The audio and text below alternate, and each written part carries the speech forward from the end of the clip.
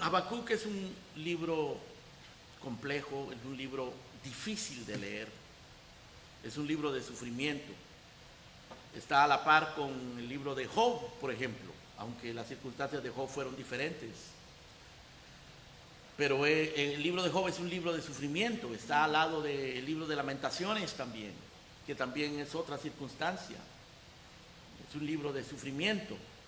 Job, Lamentaciones y Habacuc. Y la Biblia está poblada de libros o de pasajes que nos muestran la realidad del sufrimiento y de la angustia humana, de la incertidumbre, de la confusión, de la impotencia humana. Y Habacuc es uno de esos libros. Interesantemente, el nombre Habacuc es muy sugestivo porque el nombre significa abrazo. Martín Lutero, en su comentario de Habacuc, dijo que Habacuc lleva el nombre correcto para su comisión, porque puesto que Habacuc significa abrazo, eso es lo que él hace con su libro. Él abraza a su pueblo, abraza al pueblo de Dios con este libro. Él consuela al pueblo de Dios y lo toma en sus brazos como hace un adulto con un niño que tiene miedo, que está llorando. Este libro nos ofrece gran consuelo porque por un lado nos enseña, nos recuerda nuestra fragilidad, nuestra vulnerabilidad y que no es una excepción, no es que seamos menos que los personajes bíblicos, porque nos muestra que los personajes bíblicos, aún los hombres más fieles y más cercanos a Dios, padecieron temor e incertidumbre. Y Habacuc es uno de estos hombres. Y él se abre para mostrarnos esa incertidumbre, ese temor y esa confusión que él está atravesando y el miedo por todo lo que Dios está anunciando, todo lo que está sucediendo. Él se abre y nos muestra su vulnerabilidad para que nosotros nos demos cuenta también que esas son las realidades humanas. Pero a la vez Habacuc nos enseña, a través de lo que Dios le habla, a través de lo que Dios hace con él, nos enseña cómo uno puede enfrentar y cómo uno debe enfrentar esas circunstancias. Ahora, Habacuc tiene una característica muy peculiar. No es una profecía como Jeremías o como Isaías, que escribieron sus profecías. Habacuc más bien es como una autobiografía. Habacuc escribe lo que a él le pasa. Habacuc no le profetiza a nadie acá. Él no le habla al pueblo. Él habla consigo mismo y habla con Dios. Y él escribe aquí lo que él habló con Dios y lo que él deliberó consigo mismo. Esta es la biografía de un hombre turbado por las circunstancias, turbado por el pecado a su alrededor, por la aparente apatía de Dios, porque momentáneamente Habacuc tuvo la impresión de que Dios no estaba haciendo nada, de que Dios estaba permitiendo que las cosas sucedieran sin intervenir de ninguna manera, y eso lo confundió. Y luego cuando Dios le responde, le dice lo que va a hacer, la obra que va a hacer, a Habacuc le parece que la intervención divina es contraproducente, que lo que Dios va a hacer, que lo que Dios le está diciendo no va a solucionar el problema, sino que lo va a empeorar y que no es justo. Así que Habacuc está confundido por todas partes, confundido porque parece que Dios no hace nada ante el pecado y la injusticia, y luego confundido porque cuando Dios le dice lo que va a hacer, Habacuc no le encuentra sentido a lo que Dios va a hacer y él está confundido. Por eso en el capítulo número 2 encontramos a Habacuc diciendo lo siguiente. En el verso 1 Habacuc dice: sobre mi guarda estaré y sobre la fortaleza afirmaré el pie y velaré para ver lo que se me dirá.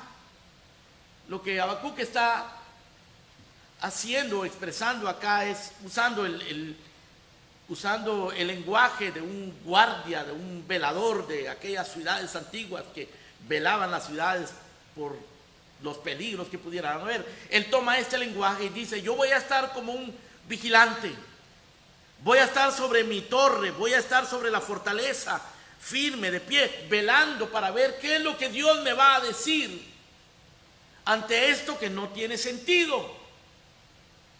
¿Qué es lo que Dios me va a decir ante este anuncio de catástrofe, de sufrimiento, que no va a resolver nada según mi propio juicio? Porque según el juicio de Habacuc, lo que Dios estaba haciendo no iba a resolver nada. Pero él sabe que Dios tiene una respuesta, aunque él no la entiende, aunque él está confundido. ¿Cuánta gente confundida hay en este momento? Tú estás confundido probablemente, turbado. Y quizás piensa que Dios no hace nada ante tanta cosa mala que está sucediendo en el mundo, ante tanto temor, ante tanta incertidumbre que se está sufriendo. O quizás te parece que Dios está haciendo cosas sin sentido, contraproducentes, que no le van a hacer bien a nadie. El sufrimiento no le hace bien a nadie. La enfermedad, la muerte no le hace bien a nadie.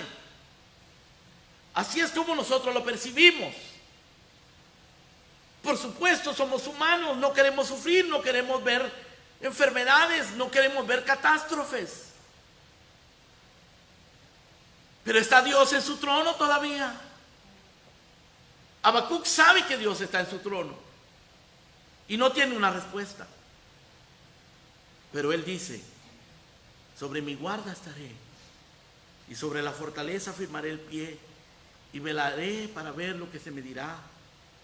¿Y qué he de responder tocante a mi queja? Noten que él se está quejando. Él dice: yo ya presenté mi queja y voy a ver qué es lo que Dios me va a decir respecto a esa queja. Y cuando él me diga, yo le voy a responder, porque yo tengo argumentos. ¿Tienes tú argumentos en contra de Dios? ¿Tienes argumentos? ¿Tienes ideas?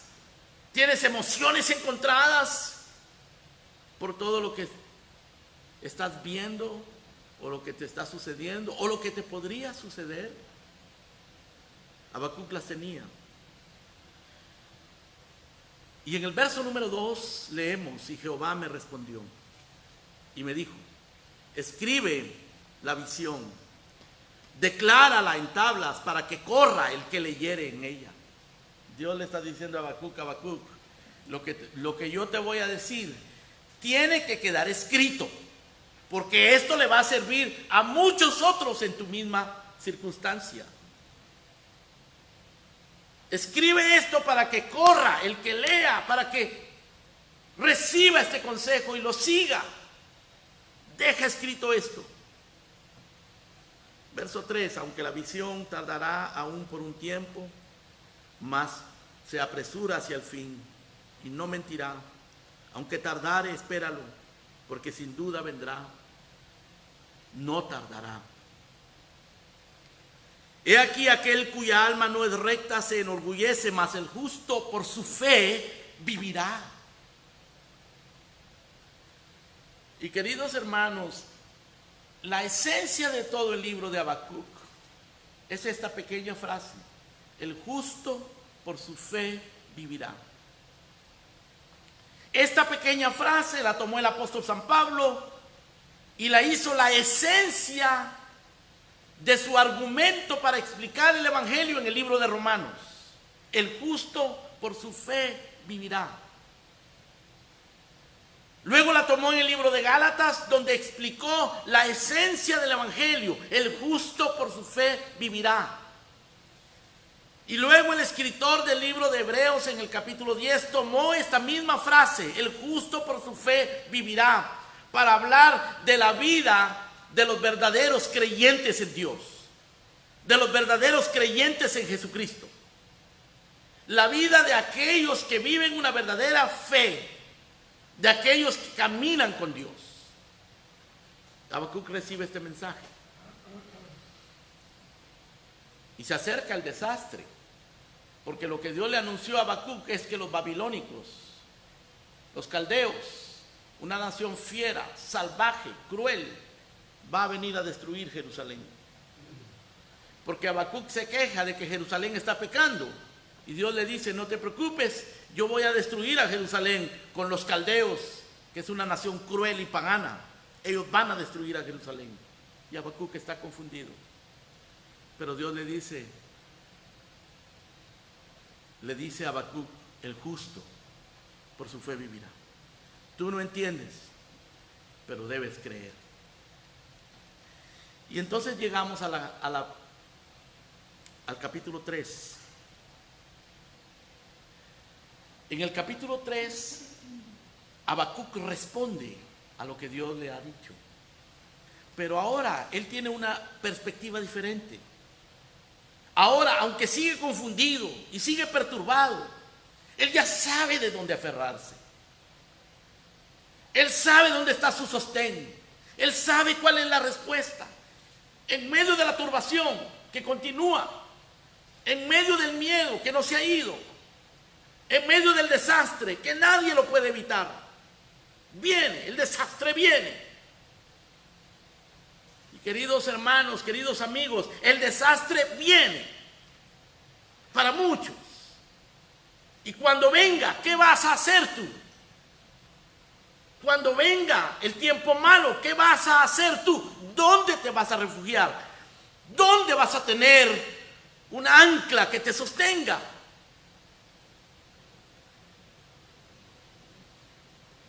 Jeremías sufrió lo mismo. Jeremías sabía que el desastre venía. Los profetas falsos decían, no, Dios no va a permitir eso. Jeremías decía, prepárense, busquen al Señor, acepten la verdad. Los profetas falsos trataban de consolar a la gente con palabras vanas. No te dejes consolar con palabras vanas, mundanas, terrenas. Aprende de Habacuc. Veamos cómo se ora en tiempos de calamidad, según Habacuc nos enseña acá. Primero, Habacuc nos enseña que se debe orar o que se ora con temor a la palabra de Dios. Segundo, él nos enseña que en tiempos de calamidad la gente de fe ora aceptando la disciplina divina. Tercero, también nos enseña que en tiempos de calamidad los verdaderos creyentes oran refugiándose en la misericordia de Dios. Y cuarto, los verdaderos creyentes oran adorando y reconociendo a Dios y contentándose con Él, viviendo contentos en Él y con Él. Así que esto tenemos que tener en cuenta, porque nos lo está enseñando un hombre inspirado por el Espíritu Santo, nos lo está enseñando la palabra de Dios. Debemos de orar con fe, y esa oración se traduce en temor a la palabra de Dios, sometimiento a la disciplina divina, refugiarnos en la misericordia del Señor y adorar a Dios y vivir una vida de contentamiento, sea cual sea la circunstancia. Veamos cómo es que Habacuc expresa esto y cómo es que la Biblia nos lo enseña. En el verso 2 comienza la oración de Habacuc y él dice: oh Jehová, he oído tu palabra y temí. Cuando Habacuc dice he oído tu palabra, él se está refiriendo a la palabra que Dios, a la respuesta que Dios le dio respecto a su queja. Se está refiriendo a la palabra que Dios le dio anunciándole que los caldeos venían a destruir a Jerusalén. Y Habacuc le dice a Dios: Señor, yo he oído tu palabra y temí. Por supuesto, la idea de que los caldeos vinieran era una idea terrible, le daba miedo a cualquiera, pero aquí Habacuc no está hablando de temor a los caldeos, él está hablando de temor a la palabra de Dios. temor a Dios. Los caldeos eran gente temible, terrible. Eran gente sin misericordia, crueles. Y ellos vinieron y masacraron, destruyeron, quemaron la ciudad, llevaron cautivo al pueblo. Lo hicieron cruelmente, tal como Dios lo dijo. Y Habacuc tenía temor humano de eso, pero su verdadero temor era la palabra de Dios.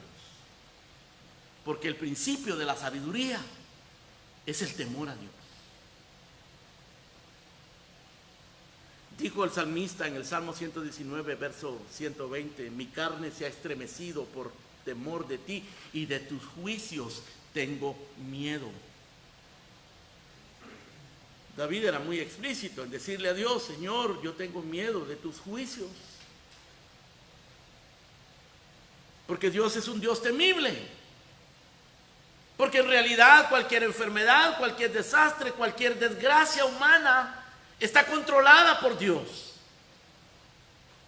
Y Él es el que nos preserva y nos guarda en medio de esos desastres. O Él es el que los envía y puede destruirnos también con esos desastres. El Señor Jesucristo dijo, no temáis a los que matan el cuerpo, mas el alma no pueden matar. Temed más bien a aquel que puede destruir el alma y el cuerpo en el infierno.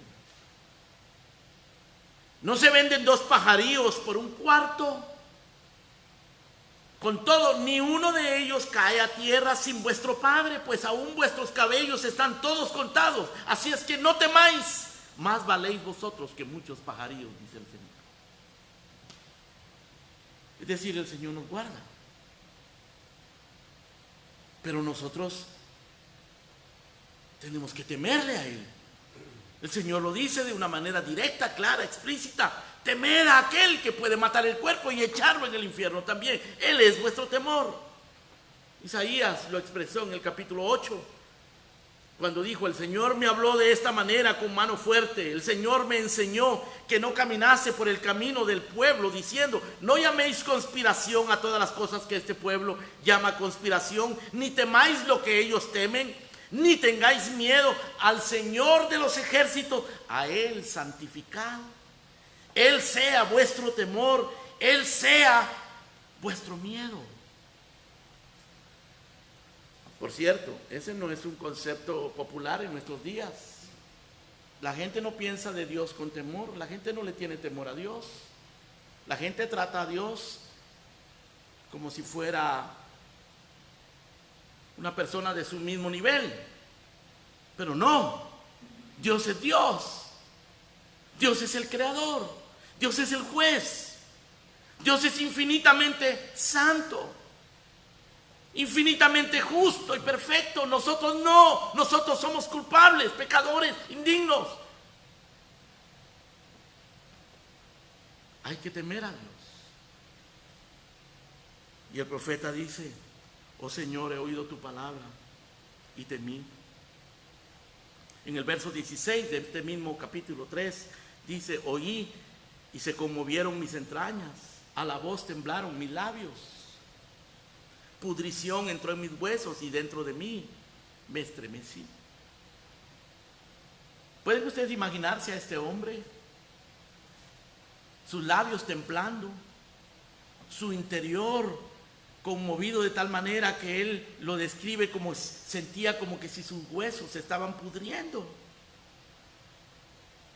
y estremecido. No solo por los caldeos, no por el desastre que venía, sino porque es Dios el que lo está haciendo.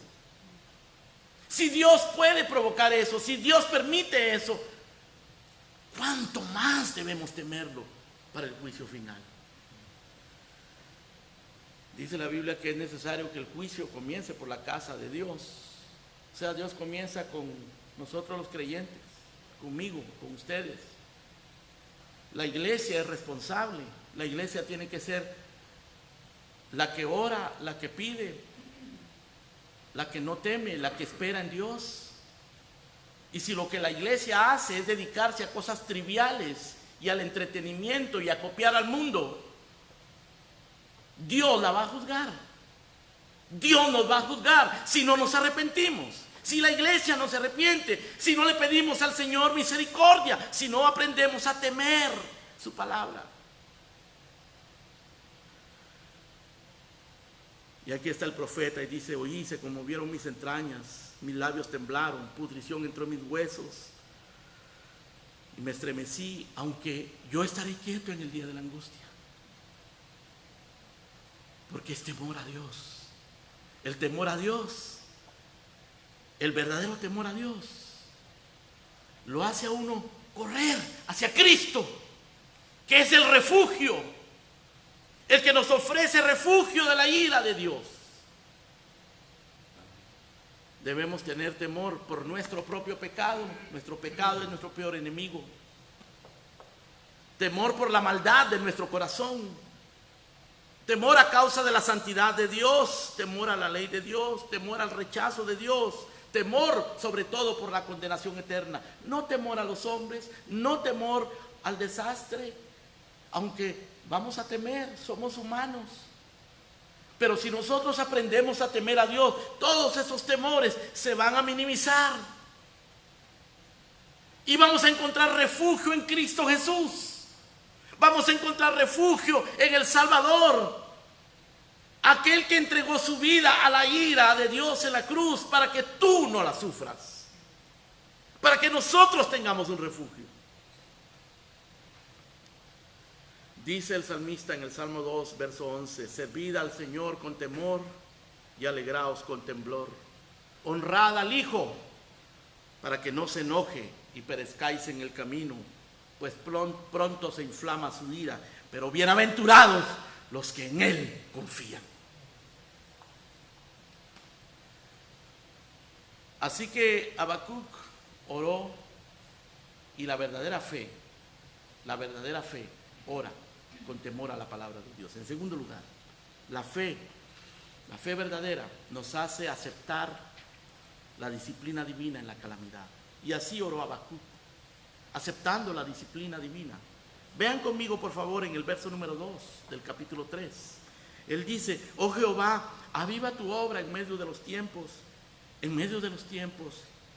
hazla conocer. Oh Jehová, aviva tu obra en medio de los tiempos, hazla conocer. Ahora, atención por favor. Habacuc no era un pastor de una iglesia que quería que la iglesia se llenara de gente y que está orando para que la iglesia se llene de gente. Habacuc no era un evangelista que estaba predicando para poder llevar el evangelio a muchos países y hacer avanzar el evangelio. No, Habacuc era un hombre afligido en medio del desastre. Y cuando él dice: aviva tu obra en medio de los tiempos, él está hablando de la obra que Dios le dice que va a hacer. Lo que está haciendo él cuando le dice: aviva tu obra en medio de los tiempos, hazla conocer. Es decir, él está diciendo: Señor, yo me someto a esa obra que tú vas a hacer. Haz tu obra. Y la obra de Dios era la invasión de los caldeos. Pero no se iba a quedar, eso no se iba a quedar ahí. Iba más allá. La obra de Dios no era solo la invasión de los caldeos. La obra de Dios es lo que iba a hacer a través de la invasión de los caldeos. Y la subsecuente restauración del pueblo y la obra redentora de Dios a través de los tiempos. Dios había anunciado que iban a pasar 70 años de cautiverio. Esa era la obra de Dios, 70 años de cautiverio. Pero Dios también anunció: después de los 70 años, yo despertaré mi buena palabra entre vosotros. Y vosotros vendréis y me buscaréis. Me buscaréis con todo vuestro corazón. Porque yo sé los pensamientos que tengo acerca de vosotros, pensamientos de paz y no de mal, para daros el fin que esperáis. Y Habacuc le dice: Señor, aviva tu obra. Haz lo que tienes que hacer. Hazlo a tu manera. Hazlo con tus propósitos, con tus metas, para tus propósitos, para tus metas. Haz lo que tienes que hacer con tus métodos. Haz lo que tienes que hacer en tu tiempo. Eso es someterse y aceptar la disciplina divina en la calamidad. Lean conmigo por favor en Habacuc capítulo 1, verso 5. Cuando Dios le responde la primera vez a Habacuc, le dice: mirad entre las naciones y ved y asombraos, porque haré una obra en vuestros días, que aun cuando se os contare, no la creeréis. Porque he aquí yo levanto a los caldeos, nación cruel y presurosa que camina por la anchura de la tierra para poseer las moradas ajenas. Yo haré una obra, dice el Señor, que no la van a creer. Y Habacuc le dice: Señor, haz tu obra. Haz tu obra, aviva tu obra en medio de los tiempos. Hazla conocer. Yo me someto. Tu obra, dijo Isaías, tu extraña obra, tu operación, tu extraña operación. Dios obra de maneras muy extrañas, muchas veces a través del dolor, muchas veces a través de la confusión. Queridos hermanos, queridos amigos, tenemos que aprender a someternos a la providencia de Dios. Tenemos que aprender a temer la palabra de Dios como lo hizo Habacuc y a someternos a la providencia de Dios. A hacer como hizo Jeremías, y dijo Jeremías en Lamentaciones capítulo 3, verso 24. Escuchen cómo Jeremías se sometió a la providencia y a la disciplina de Dios. Él dice en el verso 23 del capítulo 24 del capítulo 3 de Lamentaciones: mi porción es Jehová, dijo mi alma, por tanto en él esperaré. Bueno es el Señor a los que en él esperan, al alma que le busca.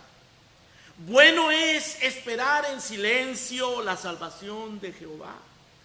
Bueno le es al hombre llevar el yugo desde su juventud, que se siente solo y calle, porque es Dios quien se lo impuso. Que ponga su boca en el polvo, por si aún hay esperanza. Que dé la mejilla al que lo hiere y sea colmado de afrentas, porque el Señor no desecha para siempre, antes se aflige, también se acuerda, se compadece según la multitud de sus misericordias. Bueno, lo que Jeremías está diciendo acá en medio del desastre es: bueno es esperar en el Señor, darle la mejilla al que nos está hiriendo, porque el Señor nos impuso esta carga.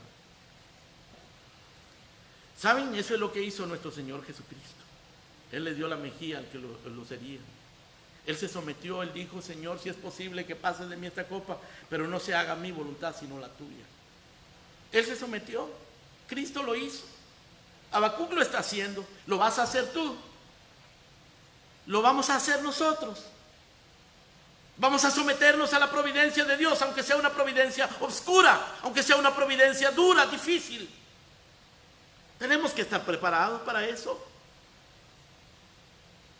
Nos acostumbramos tanto a estar cómodos, a tener abundancia. Nos acostumbramos a las cosas que nos parecen normales, pero que son regalos inmerecidos de Dios. Y cuando Él nos los quita, nos quejamos. Habacuc lo que hizo fue someterse. Y le dice: Señor, aviva tu obra. Haz lo que vas a hacer. En medio de los tiempos, haz conocer tu obra. Mis huesos se están pudriendo con la idea de que los caldeos vengan. Si esa es tu voluntad, Señor, que vengan. Pero haz tu obra en nosotros. Haz tu obra en nosotros. Hay cosas indeseables, hermano. Hay cosas que no queremos, no deseamos, no nos gusta ni pensar en ellas. Pero si el Señor las envía, digámosle: Señor, aviva tu obra. Haz tu obra. Es la obra de Dios. Es la obra del Señor. Ahora, esta misma fe que hace a Habacuc someterse a la providencia divina, lo hace también refugiarse en la misericordia de Dios en medio de la ira, en medio de la aflicción y del desastre. Dice en el verso número 2, al final del verso 2, dice: en la ira acuérdate de la misericordia. Haz tu obra, aviva tu obra, haz lo que vas a hacer. Envía a los caldeos, pero acuérdate de la misericordia. En la ira, acuérdate de la misericordia. Debemos refugiarnos en la misericordia. Jeremías lo hizo también, cuando dijo: es por la misericordia del Señor que no hemos sido consumidos, porque nunca decayeron sus misericordias, nuevas son cada mañana, grande es su fidelidad.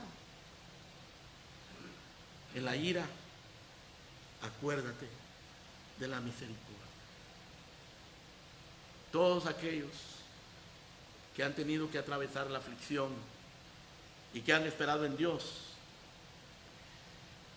han temido a la palabra como Habacuc, se han sometido a la providencia, aunque sea oscura, de Dios, pero han esperado en la misericordia, y la misericordia nunca les ha fallado.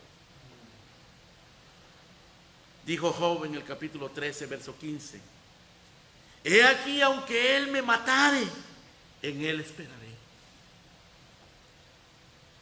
Él mismo será mi salvación. Aunque él me matare, en él esperaré. Él será mi salvación.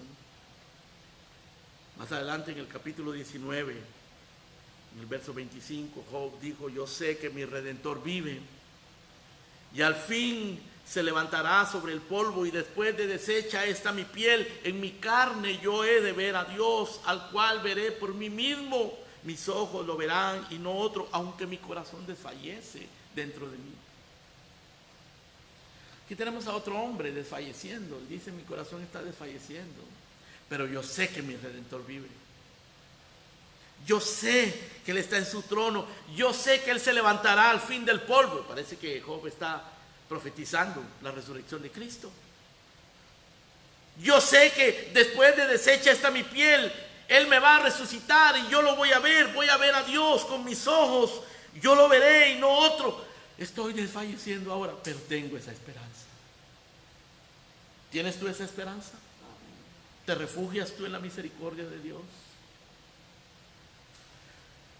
Si tú no te sometes a la disciplina divina, a la providencia de Dios, no vas a conocer la misericordia. Vas a estar buscando soluciones por todas partes, hasta que tú te sometas, hasta que te arrepientas, hasta que vengas a Cristo Jesús.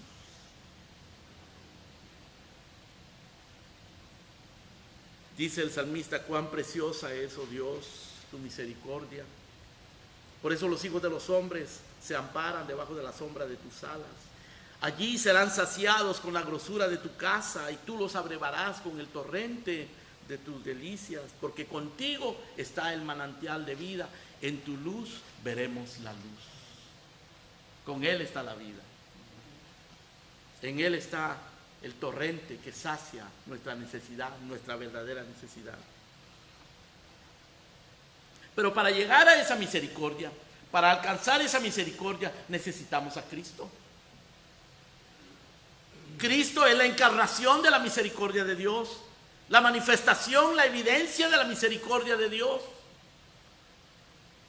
Dice el apóstol Pablo: Dios, que es rico en misericordia, por su gran amor con que nos amó, aun estando nosotros muertos en pecado, nos dio vida juntamente con Cristo. Por gracia sois salvos. Porque por gracia sois salvos, por medio de la fe.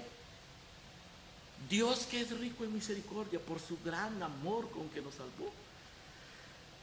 Si tú quieres la misericordia de Dios, no la vas a encontrar en el Papa, ni en el pastor, ni en la iglesia, ni en María, ni en los santos. La vas a encontrar solamente en Cristo. No la vas a encontrar en tu religión, ni en tu filosofía, ni en los presidentes, ni en los gobernantes. La vas a encontrar arrepintiéndote de tus pecados. Arrepiéntete de tus pecados, ven a Cristo. Y los creyentes tenemos que volver a Cristo. Tenemos que pedirle a Él que renueve nuestros días, que nos vuelva a Él. Porque Dios está hablando a su iglesia. Dios cerró las iglesias. Porque todo lo que sucede está bajo el control del Señor. Sin embargo, Él nos da cosas maravillosas como la tecnología para que podamos seguir reuniéndonos. y tú la desprecias. Hay algunos que desprecian esto y se acomodan y piensan que están de vacaciones espirituales. Se olvidan del día del Señor, se olvidan de buscar a Dios. Ay de ti si te olvidas de Dios, cuando Él misericordiosamente nos está advirtiendo que si esto es duro, si este mensaje es duro, si esto que está sucediendo es duro, lo que viene después de la muerte es eterno. Es un tormento eterno.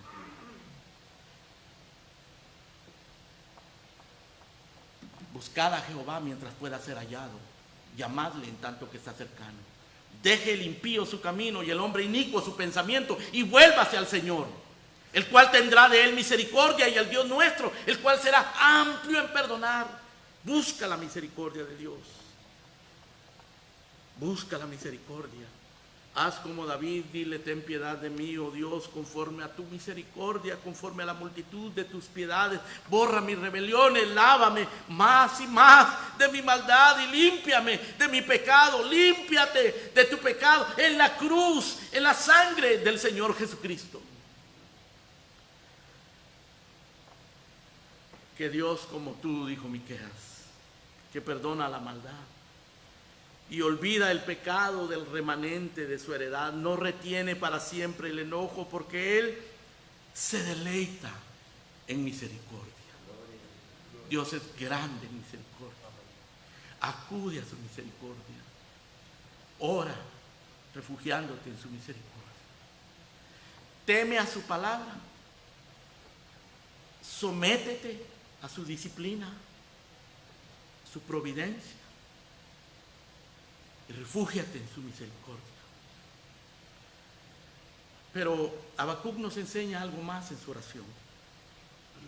Nos enseña que cuando oramos a Dios, que los verdaderos creyentes, la verdadera oración hecha en fe, no es una oración simplemente para pedir que no nos pase nada malo, que no nos enfermemos, que estemos bien, que volvamos a la normalidad, y que la normalidad realmente es algo mundano que muchas veces nos aleja de Dios. Dios no quiere que volvamos a la normalidad terrenal en la que siempre hemos vivido. Dios quiere que nos volvamos a Él, que aprendamos a deleitarnos en Él. Y entonces Habacuc, en el resto de su oración, que es un poema, es una oración poética, él hace referencia simbólica a los hechos de Dios en la historia. Él comienza a recordar todo lo que Dios ha hecho en la historia. Por ejemplo, en el verso número 3, él dice: Dios vendrá de Temán y el santo desde el monte de Parán. Su gloria cubrió los cielos y la tierra se llenó de su alabanza. Cuando él menciona aquí a Temán y a Parán, está hablando de regiones paganas en la parte sur de Jerusalén. Usualmente Dios viene desde Jerusalén, pero ahora el profeta dice: Dios vendrá de Temán, Dios vendrá de Parán, de esas naciones paganas. Allí va a venir Dios, porque Dios también se manifiesta allí. Y su gloria cubrió los cielos y la tierra se llenó de su alabanza, porque Dios va a demostrar su gloria aún entre las naciones paganas. Dice en el verso 4: el resplandor fue como la luz, rayos brillantes salían de su mano, y allí estaba escondido su poder. Delante de su rostro iba mortandad, y a sus pies salían carbones encendidos. Se levantó, midió la tierra, miró e hizo temblar gente. Los montes antiguos fueron desmenuzados y los collados antiguos se humillaron. Sus caminos son eternos. Lo que el profeta está haciendo acá es, poéticamente, está expresando la manifestación de Dios, la gloria de Dios para con las naciones, en sus juicios contra las naciones paganas. Como Él hizo temblar a las gentes, como Él trajo mortandad, como Él hizo que rayos brillantes salieran de sus manos. Juicios. Dice en el verso 7, he visto las tiendas de Cusán en aflicción y las tiendas de la tierra de Madián temblaron. Estos eran pueblos enemigos de Dios. Y dice, Dios hizo temblar a esas naciones. Cuando Josué entró y tomó posesión de la tierra. Habacuc está recordando todo lo que Dios hace, lo que Dios ha hecho en la historia. Dice en el verso 8, te airaste, oh Jehová, contra los ríos te airaste, fue tu ira contra el mar cuando montaste en tus caballos y en tus carros de victoria. Está recordando aparentemente la travesía del mar cuando salieron de Egipto los israelitas. Verso número 9, se descubrió enteramente tu arco, los juramentos a las tribus fueron palabra segura, hendiste la tierra con ríos, te vieron y tuvieron temor los montes, pasó la inundación de las aguas, el abismo dio su voz, a lo alto alzó sus manos. El abismo, o sea, el mar, alzó sus manos, dejó pasar al pueblo de Israel. Él está recordando de una manera poética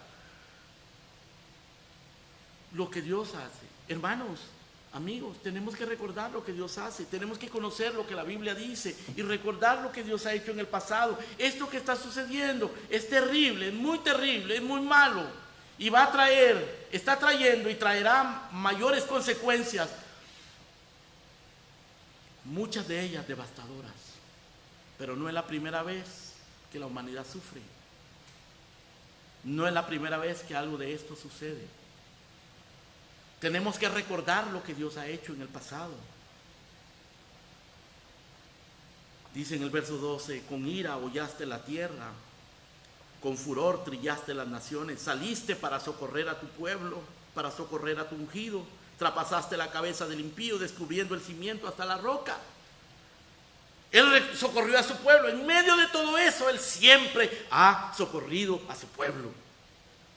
Y hermanos, todo esto es alabanza.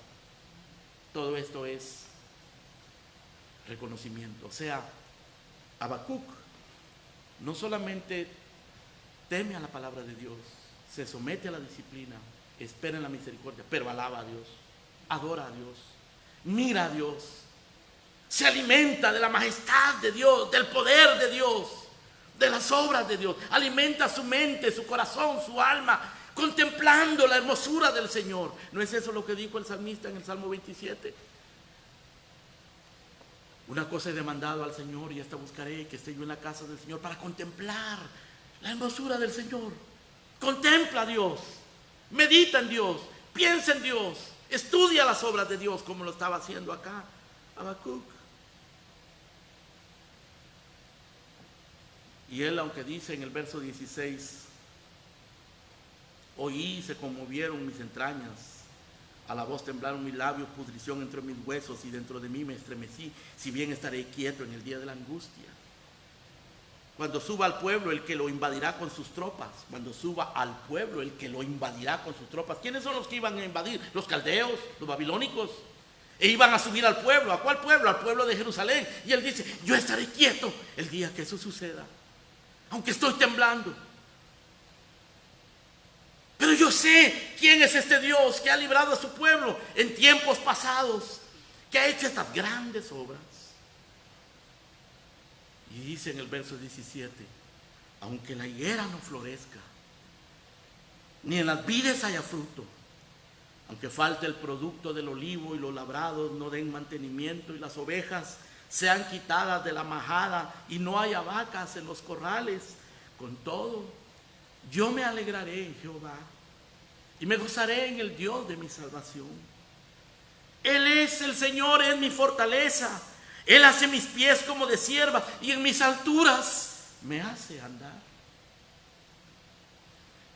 Hermanos, Habacuc está caminando en las alturas y Dios es el que lo hace caminar en las alturas. Habacuc está caminando por encima de las circunstancias que lo rodean. Las circunstancias son terribles y a él lo están afectando. Él tiene temor, él está estremecido, él sabe que es terrible, pero está por encima de eso, a pesar de eso. Y sabe que viene pérdida.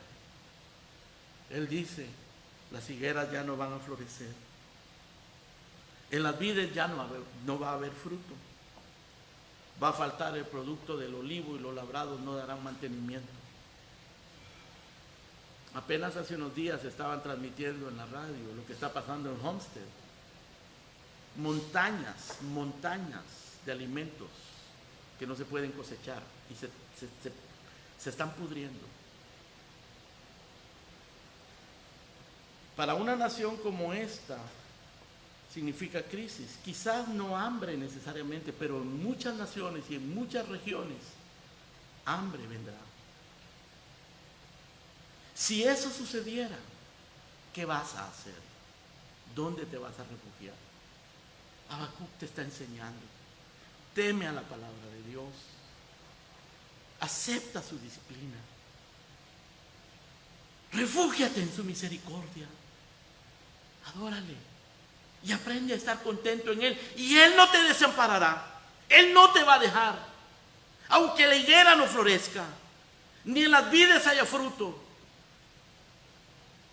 aunque falte el producto del olivo y los labrados no den mantenimiento y las ovejas sean quitadas de la majada y no haya vacas en los corrales, el Señor te proveerá.